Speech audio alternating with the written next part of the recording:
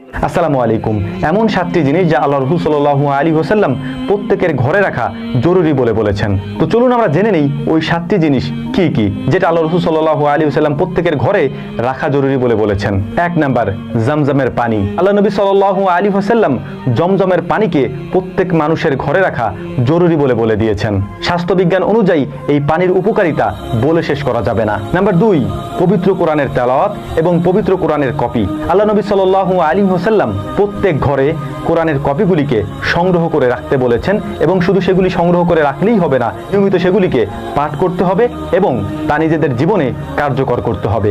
Number 3, কালো জিরা। আল্লাহ নবী সাল্লাল্লাহু আলাইহি ওয়াসাল্লাম 3 নম্বরে কালো জিরার কথা বলেছেন। এই কালো জিরা খাবার হিসাবে ব্যবহার করবেন এবং এগুলিকে ঘরে রাখতে বলেছেন রাসূল সাল্লাল্লাহু আলাইহি ওয়াসাল্লাম। নাম্বার 4, খেজুর। আল্লাহ রাসূল সাল্লাল্লাহু আলাইহি ওয়াসাল্লামের খাদ্যের মধ্যে সবসময় খেজুর থাকতো।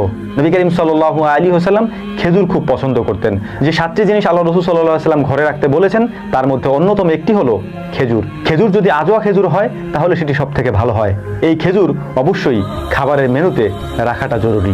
নাম্বার 5, জাইতুনের তেল। জাইতুনের কথা আল্লাহ রাব্বুল আলামিন পবিত্র কোরআনেও বলেছেন। যে কথা আল্লাহ রাব্বুল আলামিন পবিত্র কোরআনে বলেছেন তার গুরুত্ব কতটুকু সেটা আপনি খুব ভালোভাবেই হয়তো বুঝতে পারছেন। আল্লাহ নবী সাল্লাল্লাহু আলাইহি সাল্লাম এটিকেও ঘরে রাখা জরুরি বলে দিয়েছেন। নাম্বার 6, মধু।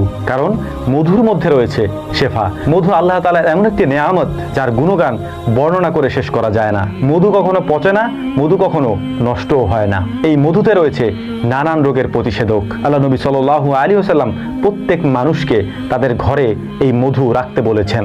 সর্বশেষ নাম্বার 7, সিরকা অথবা ভিনেগার। আল্লাহ নবী সাল্লাল্লাহু আলাইহি ওয়াসাল্লাম এই সিরকাকে প্রত্যেক মানুষের ঘরে রাখতে বলেছেন। উপরোক্ত এই 7টি জিনিস খুবই সহজলভ্য।